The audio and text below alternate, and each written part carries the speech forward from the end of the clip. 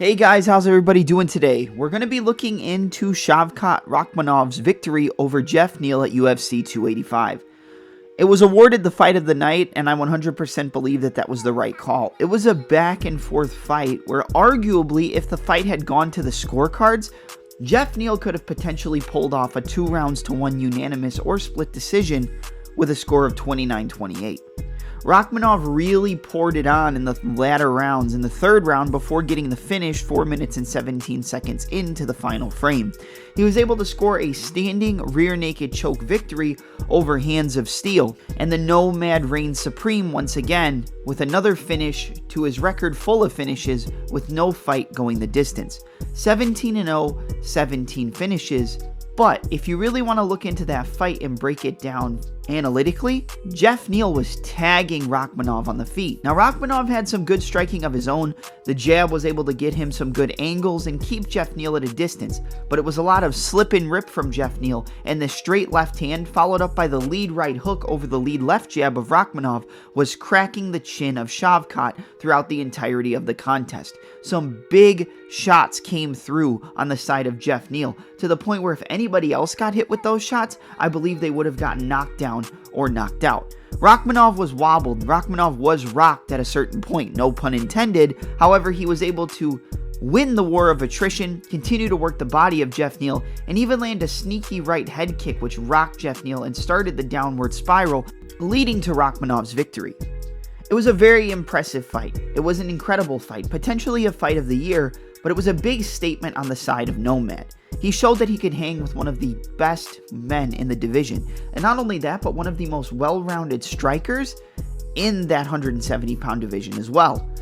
Even though he got cracked, even though he got hurt, and it did show us some defensive irresponsibility and some holes in the game of Rakhmonov, I still feel like this man could potentially be a future champion after that performance and the adversity that he was able to overcome, and getting a finish all in the same. But here's what I want to know. Is now the time to make Khamzat Chimaev versus Shavkat Rakhmonov? A combined undefeated record of 29 victories and no defeats.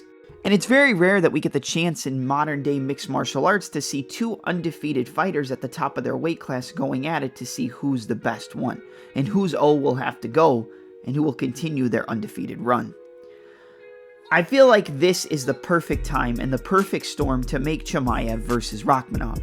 Chimaev's coming off of that victory over Kevin Holland at UFC 279 after the whole weight miss and Nate Diaz debacle. It was originally set to be Khamzat Chimaev versus Nate Diaz in the main event of UFC 279, but after Khamzat came in and missed weight, he moved up to the middleweight division and took on Kevin Holland, while his opponent in the Stockton gangster Nate Diaz remained in the main event and took on Tony El Kakui Ferguson in a 5-round bout where he would end up winning via a guillotine choke. But I think that this is the perfect opportunity to make the fight between Khamzat and Rakhmonov. We haven't seen Khamzat Chimaev since September of last year. Rakhmonov's coming off that big win over Jeff Neal, and he has said that after the weight miss, he is probably going to move up to the middleweight division, and that his days at 170 pounds were numbered. Now, we've heard fighters say that before, and then they can get their weight under control and remain in the division where they originally missed the weight. But if the move up to middleweight is in his foreseeable future, then I think a bout with Paulo the Eraser Costa is the perfect fight to make. But if he is going to remain at 170 pounds and he got his nutrition and weight cutting ability under control, then Rakhmonov versus Chimaev is absolutely perfect. Now, I know on one hand you're going to say you're putting two undefeated fighters against each other and it's going to really stunt the momentum of one of these fighters. But at the end of the day, they either remain undefeated or they eventually meet their match. And wouldn't you rather have it occur now, where neither fighter has tasted defeat and they have looked completely dominant in their runs up to this point? I mean, I know I would, and I think that's why Chimaev versus Rakhmonov is perfect to make right now. We saw that Jeff Neal was able to stuff every single one of the takedowns of Shavkat in the fight. And that could be a big issue for Rakhmonov going up against Chimaev, who I believe is the more polished striker.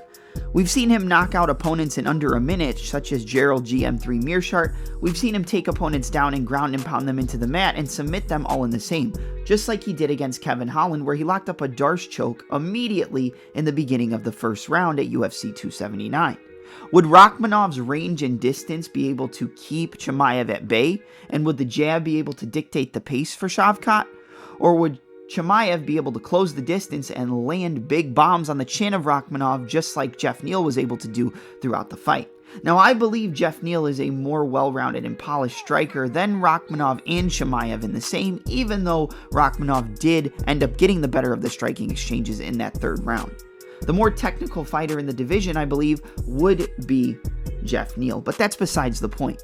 When Shavkat and Khamzat Chimaev end up going up against each other, if the fight does come to fruition, I would venture to say that Chimaev would have the advantages on the feet, but they both have defensive holes and defensive irresponsibility at a certain point. We saw it showcased with Rakhmonov, where he got tagged multiple times against Geoff Neal this past weekend, and we saw it with Chimaev against Gilbert Burns, where he got hit with a big overhand right and even dropped with an overhand right at a certain point in the contest as well. They both aren't the best defensively, but when they get their game going, they're one of the scariest fighters in the division, whether it's middleweight or welterweight. And I think that although there are some issues to making the fight right now because you're going to stunt the momentum of one of these fighters, I feel like Shavkat Rakhmonov versus Khamzat Chimaev is now or never. And we haven't seen Khamzat since September of last year. And I think he needs to step back into the octagon. And if it's not going to be a bout against Colby Chaos Covington, which I feel like could potentially be announced soon, then you need to do Rakhmonov versus Chimaev. Shavkat Rakhmonov, 17-0, all finishes. Khamzat Chimaev, 12-0, undefeated as well. A combined record of 29 victories and no defeats. The number 3 ranked fighter in the welterweight division going up against the now number 9 ranked fighter, which I believe will go up by the time the rankings come out this weekend. It's perfect. It gives the fans every question they could want in terms of high-level mixed martial arts, and we're going to get every answer we could need to see who could become the undisputed champion in the weight class first. Will it be Shavkat Rakhmonov, or will it be Khamzat Chimaev? Alright everybody, thank you for watching the video. Don't forget to like, comment, subscribe, land an inside trip on the like button and a hammer fist on the subscribe button. And if you're feeling froggy, lock up a Darce choke on the notification bell. I'm your host Double M, and I'm out.